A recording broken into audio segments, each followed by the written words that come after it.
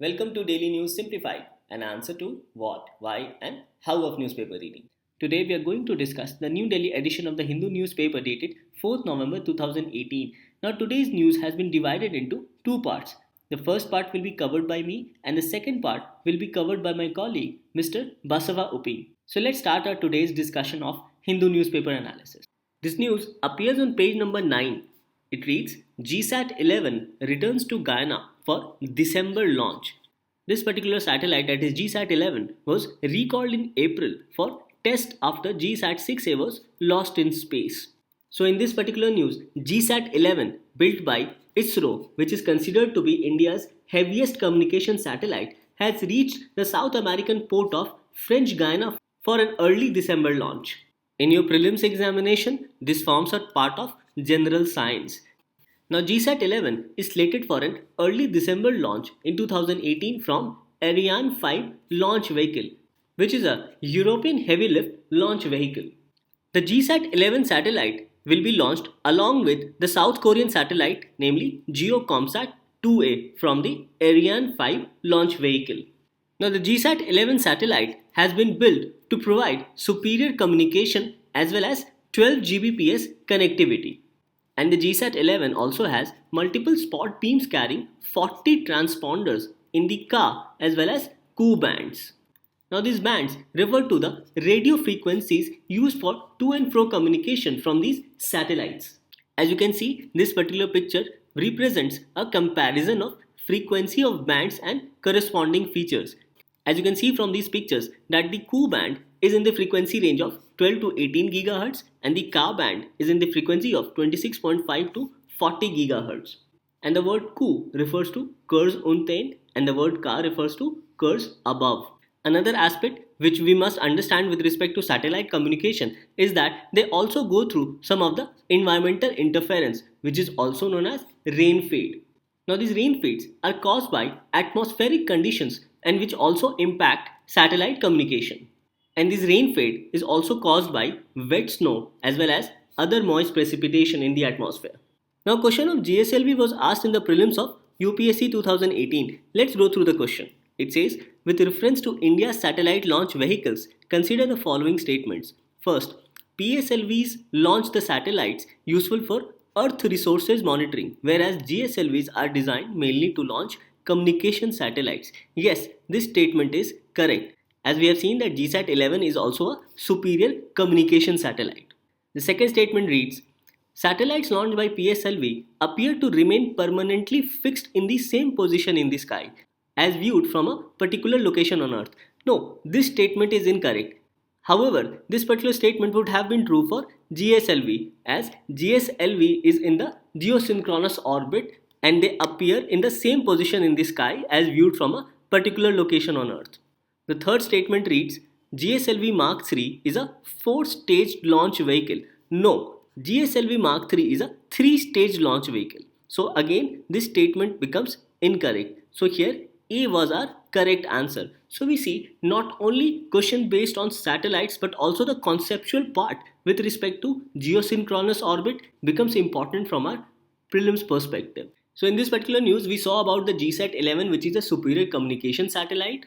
We also tried to understand the Ku and the Ka band, where Ku band ranges in the frequency of 12 to 18 GHz and Ka band in the frequency of 26.2 to 40 GHz.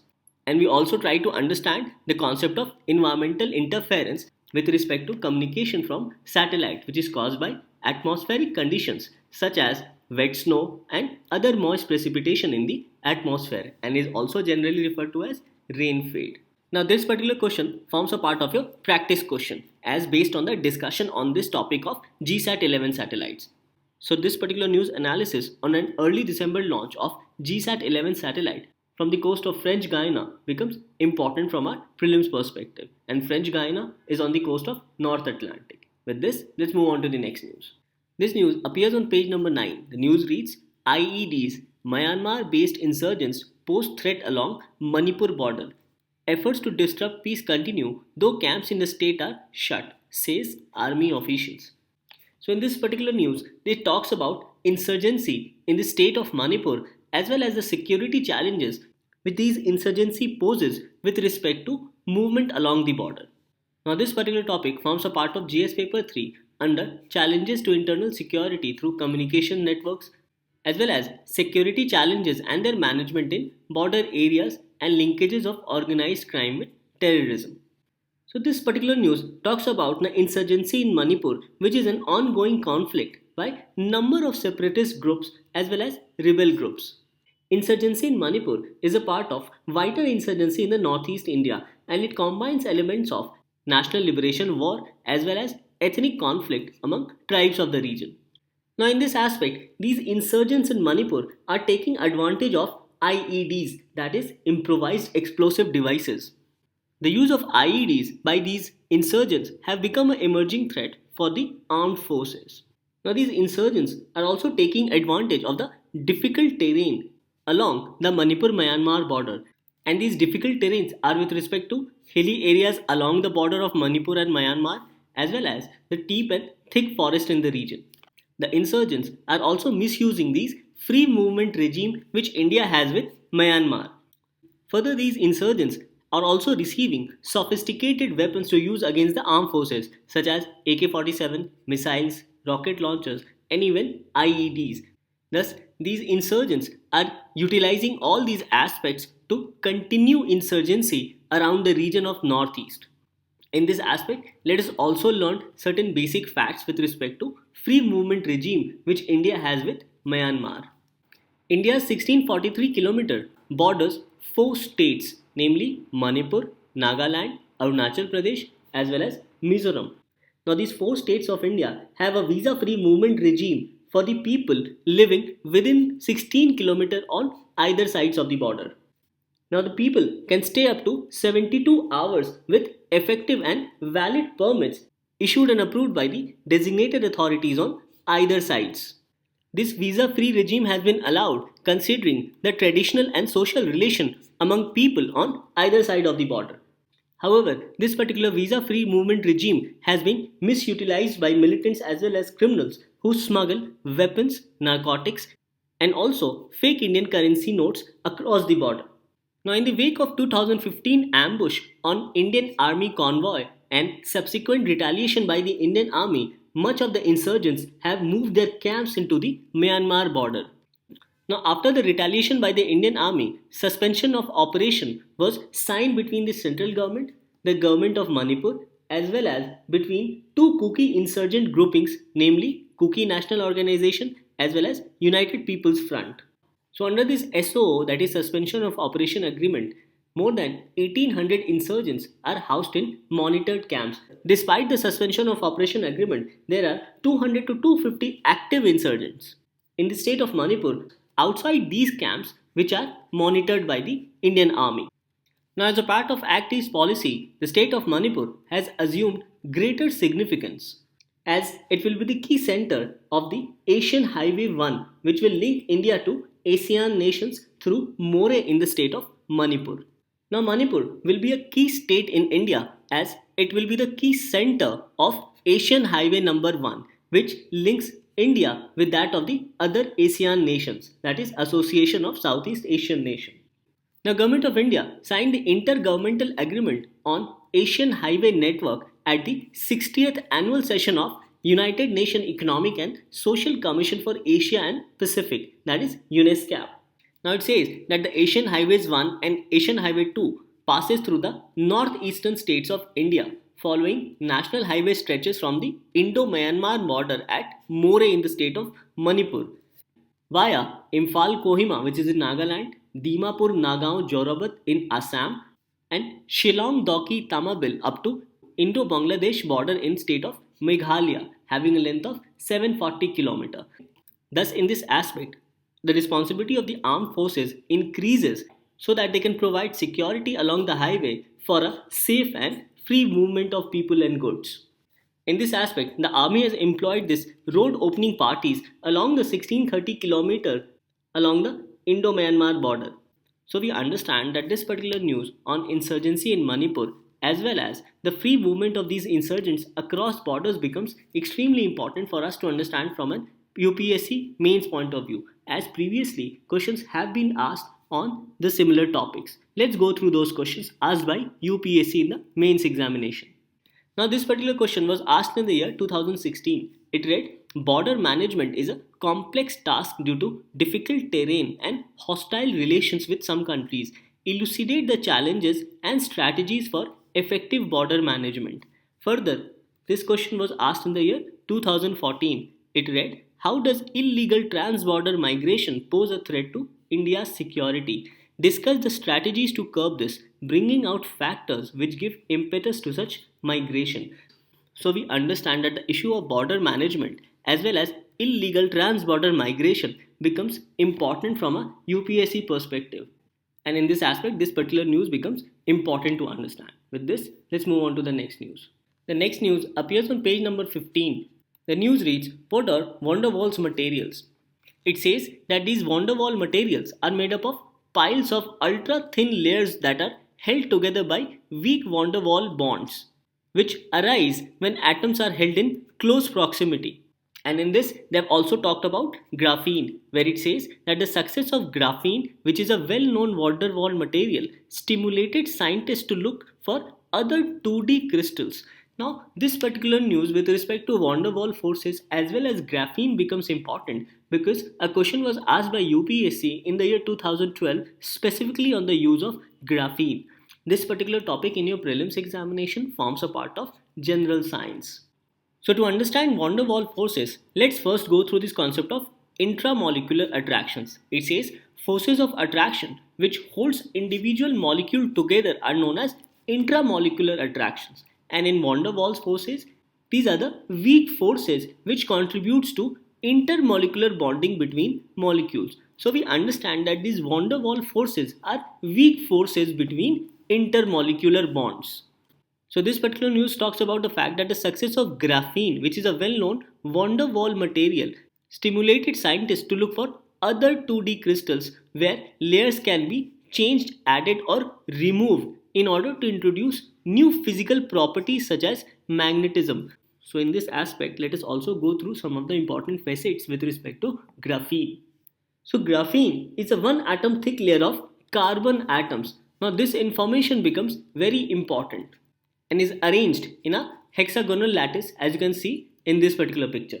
The properties of graphene include that it is stronger than steel and also the fact that it is an excellent conductor of heat and electricity.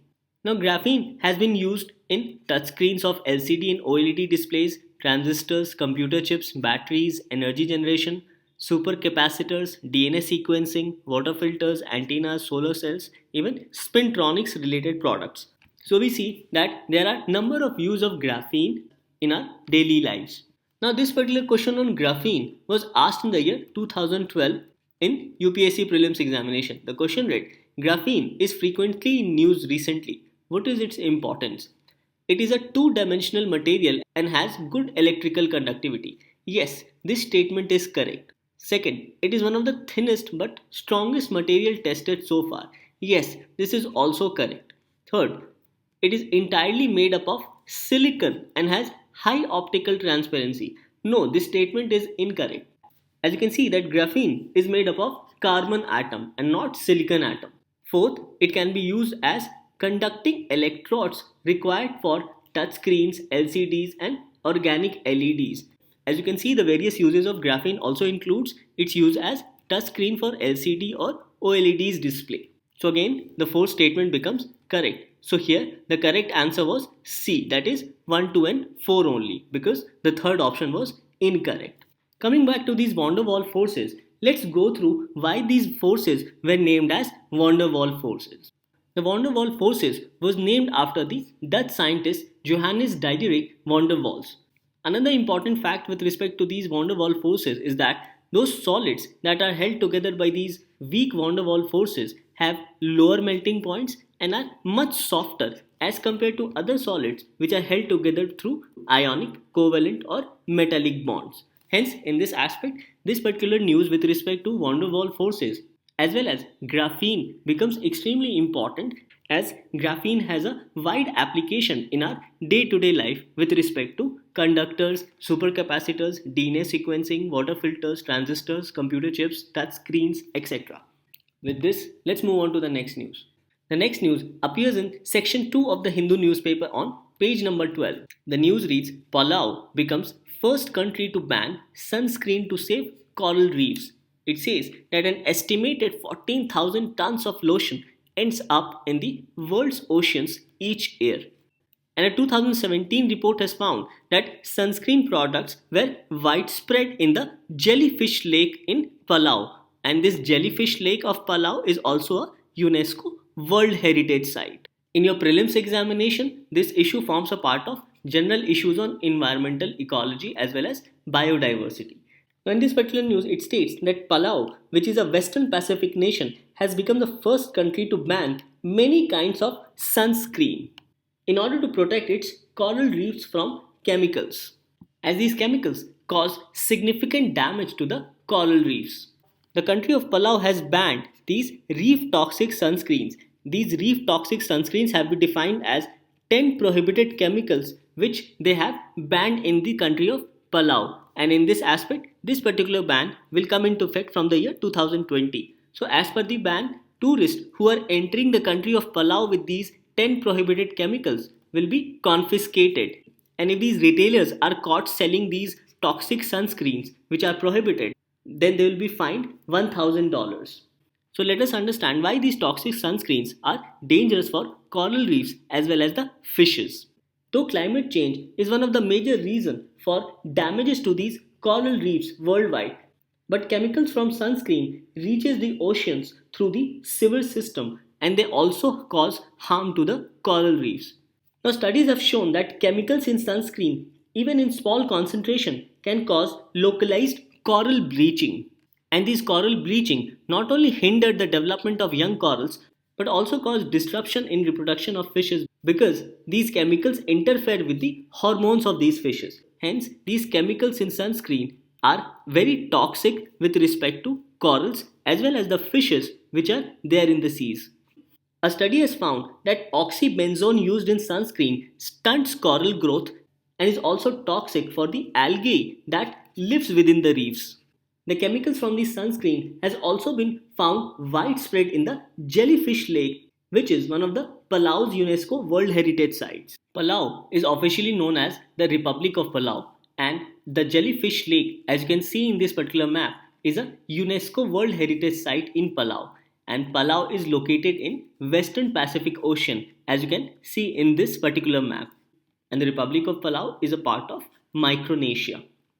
Now on these aspects, a question was asked by UPSC in the 2014 prelims examination. The question read, there is some concern regarding the nanoparticles of some chemical elements that are used by the industry in the manufacture of various products. Why? The options were, they can accumulate in the environment and contaminate water and soil. This statement was correct. Second, they can enter the food chains. This statement was also correct.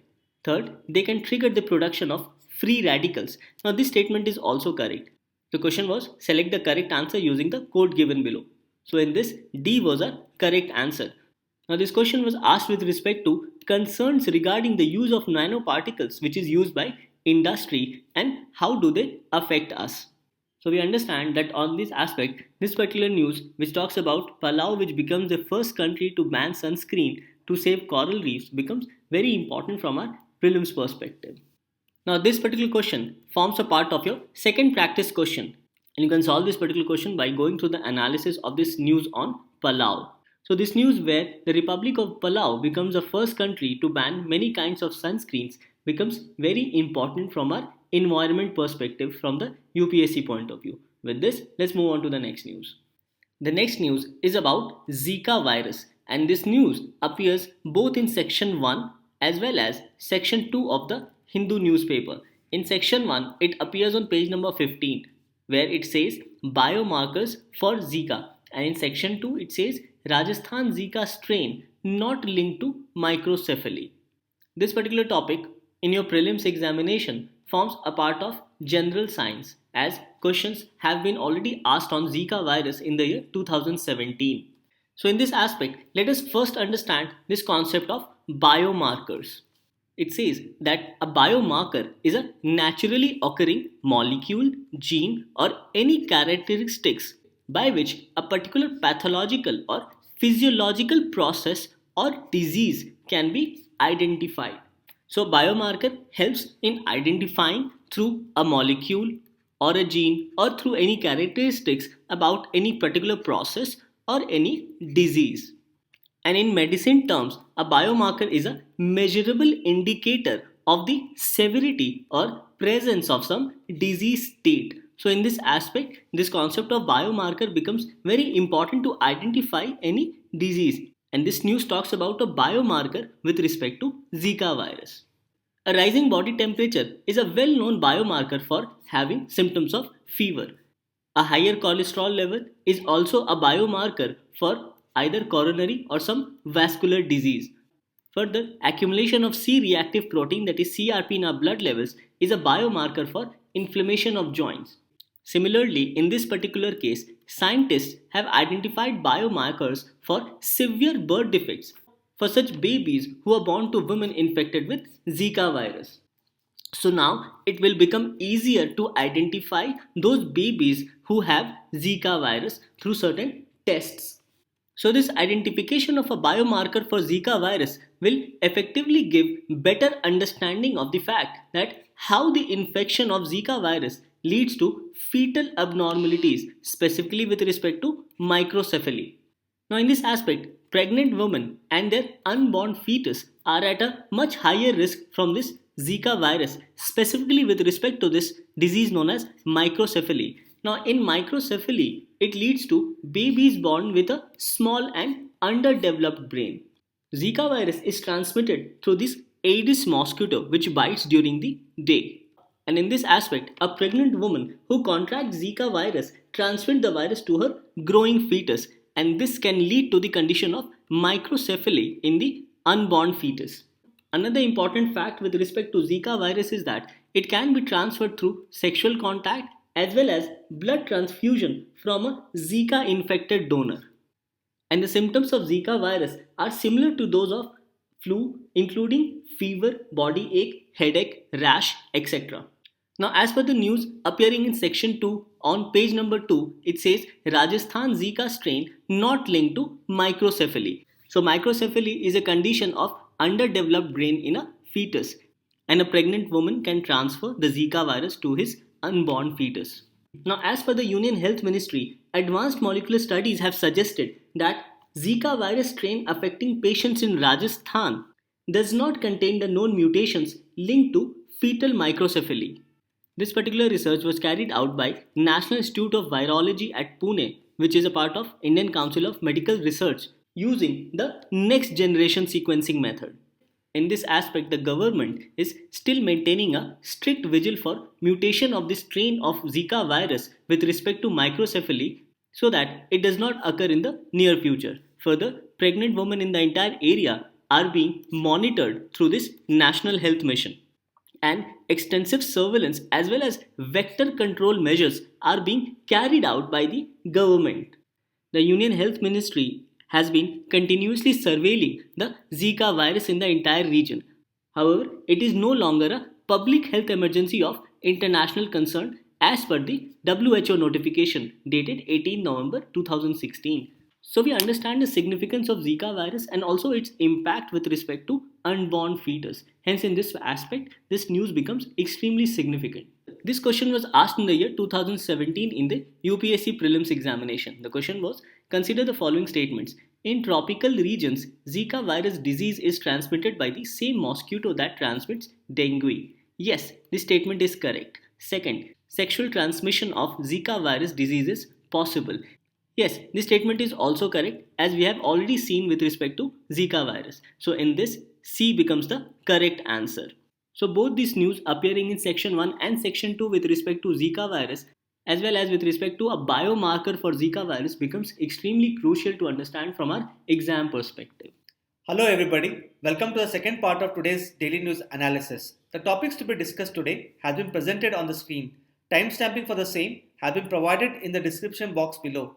Let us begin our today's discussion. Now this particular article appears on page number 5. The title of the article is Let's Give 2 Hoots for Owls This Diwali. This particular article is based on a report published by a global NGO known as Traffic which tracks the illegal trade in wildlife species.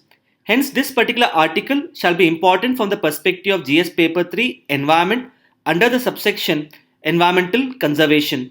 This article is also important because in previous year UPSC prelims, questions have been asked with respect to the wildlife conservation measures.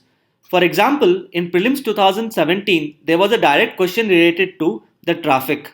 In the same year, there was a question related to the Wildlife Protection Act. Similarly, in 2017, there was a question related to the Schedule 1 of the Wildlife Protection Act. And in the year 2015, there was a question related to the dugong. It is in this particular aspect the article which we are going to discuss becomes important from the prelims perspective. Now, this particular article has appeared in the newspaper in the context of a report published by the Traffic, which is a leading NGO working globally on the trade in wild animals and plants. And the title of the report published by the Traffic is known as The Imperiled Custodians of the Night, wherein in this particular report, Traffic has highlighted that illegal hunting and trade in owls has increased in the recent times.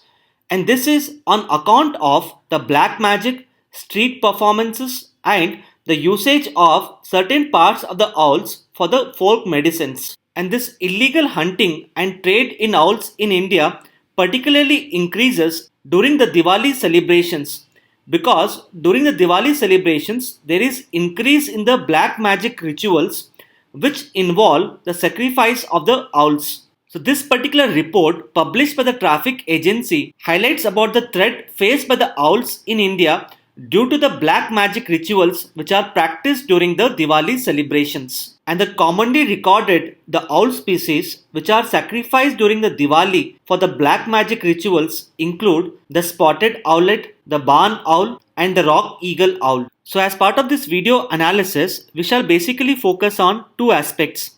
Firstly, we'll understand some basic details related to the Traffic Agency, and secondly, we'll discuss about certain conservation efforts for the owls as well as the threats faced by them. The Traffic Agency is known as Trade Related Analysis of Flora and Fauna in Commerce, and this is a global NGO which is working towards preventing illegal trade in the wildlife with an aim to promote biodiversity conservation as well as sustainable development. And in order to prevent illegal trade in wildlife, the Traffic Agency carries out research, investigation, and analysis of the illegal trade taking place across the world in the wildlife. And through this, it builds a database on trade in wild animals and plants, encourages the governments to act against the illegal trade, and it also seeks to dissuade the consumers from purchasing the illegal wildlife parts. So the main mandate of the Traffic Agency is to prevent the illegal trade in the wildlife,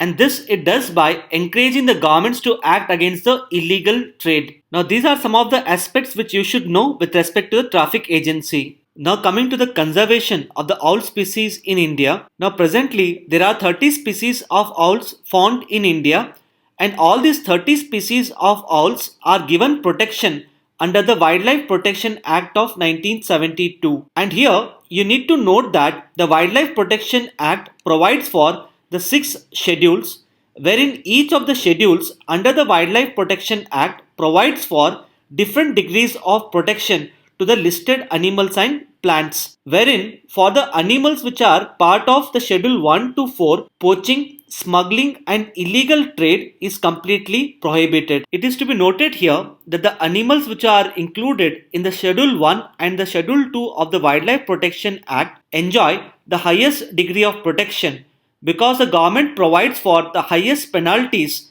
on the individuals for poaching, smuggling or illegal trade of these animals. And the animals which are listed in the Schedule 3 and Schedule 4 are also protected. However, the degree of protection which they enjoy as compared to the animals listed under Schedule 1 and Schedule 2 is less, because the government has provided for the lower penalties. And the animals which are listed in the Schedule 5 are referred to as vermins because these animals can be hunted. And some of the animals which have been classified as vermin include mice, rat, common crow, etc. And with respect to Schedule 6, this particular schedule includes a list of plants and derivatives whose cultivation, collection and extraction is prohibited. Now, as discussed, all the 30 species of owls found in India are given protection under the Wildlife Protection Act. However, one particular species of owls known as the forest owlet has been listed under the Schedule 1, which means that this particular species of owl enjoys the highest degree of protection, whereas all other owl species are listed under the Schedule 4, which means that the other owl species do not enjoy the same level of protection which has been given to the forest owlet. However, even these other owl species cannot be poached, smuggled or illegally traded. Further, this particular report by Traffic has highlighted certain threats faced by the owls in India, and these threats include use of owls for the black magic rituals, the street performance, hunting of owls, use of the owl parts such as feathers, bones and claws for the folk medicines, and the usage of owls for capturing other birds. So these are some of the threats faced by the owl species in India. Now let us solve some of the previous year UPSC prelims questions related to this particular topic. Now this particular question was asked in the prelims 2017, and the question was, consider the following statements related to traffic. The first statement was, traffic is a bureau under United Nations Environment Program. Now this particular statement is wrong because, as we discussed, traffic is a NGO. And the second statement is correct because it states that the mission of traffic is to ensure the trade in wildlife, plant and animals is not a threat to the conservation of the nature. So the answer to this particular question is 2 only, that is B. Now coming to the second question, which is asked in the same year, the question is, which among the following animals cannot be hunted by any person under the Wildlife Protection Act? It is to be noted here that all these 3 animals are given protection under the Schedule 1 of the Wildlife Protection Act. Hence, none of these animals can be hunted by any person. So the correct answer to this particular question is D, that is 1, 2 and 3. Similarly, another question in the prelims 2017 was, in India, if a species of tortoise is declared protected under the Schedule 1 of the Wildlife Protection Act 1972, what does it imply? Here, you need to note that tiger is protected under the Schedule 1 of the Wildlife Protection Act. So hence, if a species of tortoise is declared protected under the Schedule 1, so it would enjoy the same level of protection as the tiger. Now coming to the next question, which was asked in the prelims 2015. The question was, with reference to dugong, a mammal found in India, which of the following statements are correct? The first statement is, it is a herbivorous marine animal. This particular statement is correct. The second statement reads as, it is found along the entire coast of India. Now this particular statement is wrong because the dugong is found in Gulf of Mannar, Gulf of Kutch and around the Andaman and Nicobar Islands, and not throughout the entire coast of India. And the third statement is, it is given legal protection under the Schedule 1 of the Wildlife Protection Act. Now this particular statement is correct. So looking at the options here, the correct answer to this particular question is C, that is 1 and 3 only. Now this is a prelims based question for your practice based on the discussion which we had. You can give your answer in the comment section given below. So having discussed all the aspects related to this particular article, let us now move to the next article. Now the next article appears on page number 11.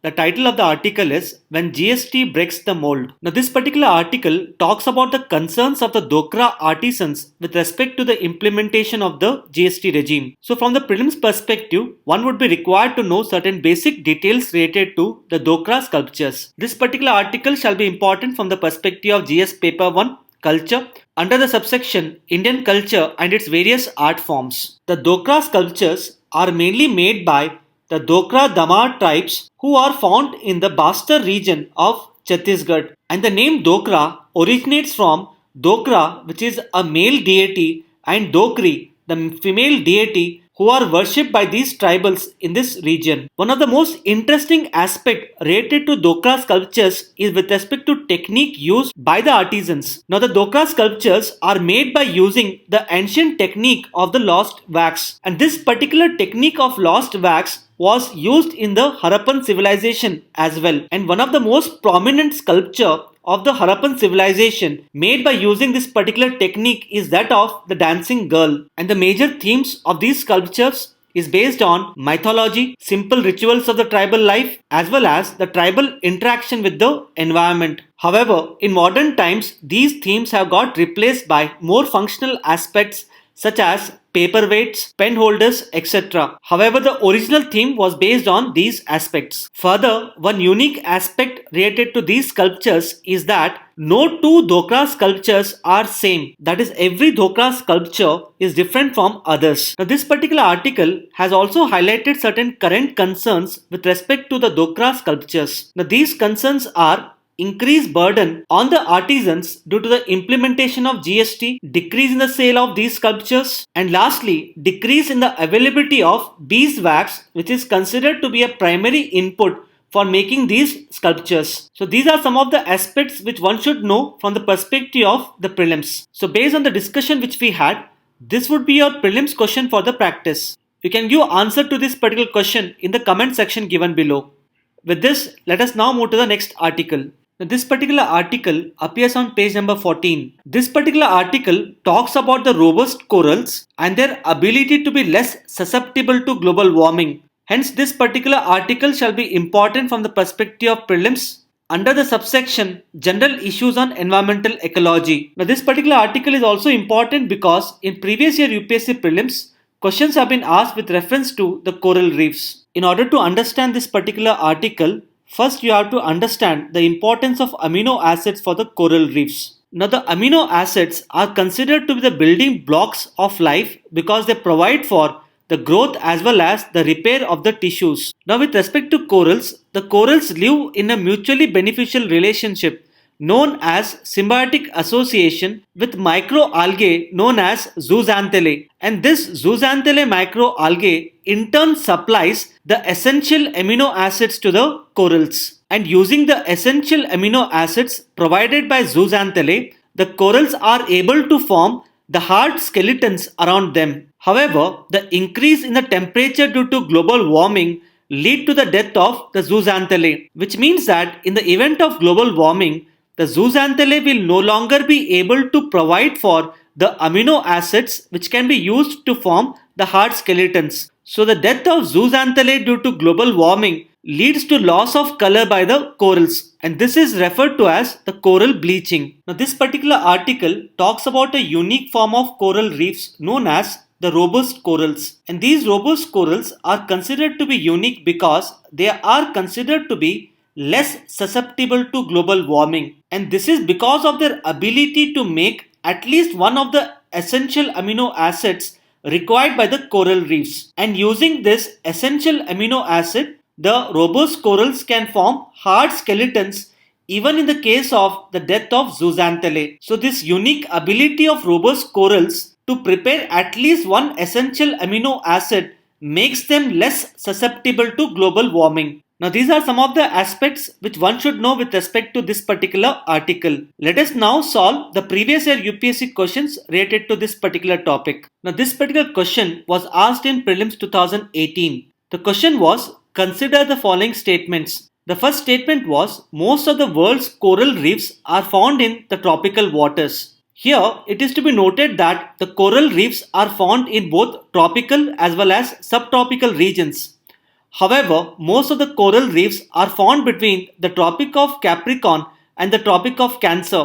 Hence, this particular statement is correct. Now, coming to the second statement, it reads as more than 1/3 of the world's coral reefs are located in the territories of Australia, Indonesia, and Philippines. Now, this particular statement is also correct. And the third statement is coral reefs host more number of animal phyla than those hosted by the tropical rainforest. The coral reefs are known as the tropical rainforest of the oceans because of their ability to support greater biodiversity in the oceans. Hence, this particular statement is also correct. So, looking at the options here, the correct answer to this particular question is D, that is 1, 2 and 3. Similarly, the question which was asked in prelims 2014 was, which among the following have coral reefs? Now, among the options which are given here, except Sundarbans, all the other three areas have coral reefs. Hence, the answer to this particular question is A. So, based on the discussion which we had so far, this would be your prelims question for the practice.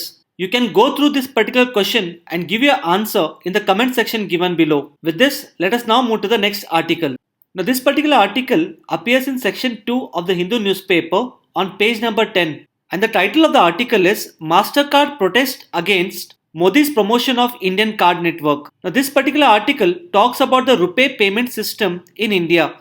Hence this particular article becomes important from the perspective of GS paper 3 economy under the subsection Indian economy and various issues. Further, this particular article also becomes important because in the previous year UPSC prelims, questions have been asked with respect to the payment systems in India. Let us now understand the focus of this particular article. In the year 2012, the National Payment Corporation of India had launched the domestic card payment network known as RuPay. Now this RuPay card is similar to MasterCard and Visa card. However, the MasterCard and Visa are owned by US-based companies. On the other hand, the RuPay is a Indian-owned payment network. And over a period of time, the government of India is trying to promote the RuPay card. And the RuPay card is mainly promoted by issuing of this RuPay debit card under the Jan Dhan account as part of financial inclusion program launched by the government. And the main idea behind the government's promotion of RuPay card is that whenever the consumers use the RuPay card for payments, they are required to pay the transaction fee. And the government intends to use this particular money earned through transaction fee paid by the consumers to create various infrastructure in India such as schools, hospitals, etc. So with the main intention of ensuring that the money stays in India and to create the social infrastructure, the government of India has been promoting the RuPay card. And because of this promotion of RuPay card, more than half of India's debit card transactions are currently taking place through the RuPay debit card network. And because of the rapid growth in the transactions through the RuPay card network, the profit margins of US-based card companies such as MasterCard and Visa have got adversely affected. So because of this, both MasterCard as well as Visa have criticized the government's move to promote the RuPay card as the protectionist policy. So having understood the focus of this particular article, let us now understand some basic details related to the National Payment Corporation of India. Now, the National Payment Corporation of India is an umbrella organization for the retail payments and settlements in India, and it is set up under the initiative of the Reserve Bank of India and Indian Banks Association, and it has been set up under the Payment and Settlement Act of 2007, and the services which are provided by NPCI include physical and electronic infrastructure to all the banks for the processing of payments, the RuPay debit card, the unified payment interface which is used for the interbank transfer of money, the Beam app which is a mobile app for the UPI, the Bharat Bill Pay which is considered to be a one-stop solution for payment of all the bills in India, the National Financial Switch which is used for the networking of the ATMs in India, and the IMPS which stands for the Immediate Payment Service, and this is used for the interbank transfer of money. Now these are some of the services which are being provided by the NPCI. So having understood certain basic details related to NPCI, let us now look at the prelims questions related to this particular topic. Now this particular question was asked in the prelims 2017. The question was, consider the following statements. The National Payment Corporation of India helps in promoting the financial inclusion in the country. Now, as discussed, the NPCI has launched various services such as UPI, the RuPay card, the Bheem app, etc., which promotes the financial inclusion in India. Hence, this particular statement is correct. Now, the second statement says that the NPCI has launched a RuPay, a card payment scheme. So this particular statement is also correct. So the answer to this particular question is C, that is both 1 and 2. Similarly, the question in 2018 was, which one of the following links all the ATMs in India? And as discussed, the correct answer to this particular question is C, that is NPCI. So based on the discussion which we had so far, this would be your prelims question for the practice. Please go through this particular question and give your answer in the comment section given below. With this, let us now move to the next article. Now the next article appears on page number 15. The title of the article is A Lesson in Virus Control. This particular article highlights certain lacunae in India's response to the outbreak of Nipah virus in Kerala recently. Hence, this particular article becomes important from the perspective of GS Paper 2, Governance, under the subsection Issues related to Management of Health. Now, the concept of the Nipah virus has been comprehensively covered in our DNS video dated 12th of July 2018 by Ankur sir. So you can go through this particular video to understand the details related to the Nipah virus. So let us understand some of the concerns raised in this article with respect to India's response to the outbreak of Nipah virus. Now the concerns in India's response to the outbreak of Nipah virus highlighted in this particular article is based on a report published in the Journal of Infectious Diseases, wherein this particular article mainly highlights three concerns with respect to India's response. With respect to the first concern, the article highlights that the patients who had shown initial symptoms of contracting the Nipah virus were not immediately isolated, leading to the spread of the Nipah virus to the other people. So the failure of the hospital authorities to isolate the sick patients led to the spread of this virus to the other people who were admitted in the hospital. So one can clearly say that the outbreak of Nipah virus was clearly a hospital-induced infection. And with respect to second concern, the article highlights that the hospitals in India are overcrowded, which gives higher scope for the spread of viral diseases. And with respect to third concern, the article highlights that the nurses and visitors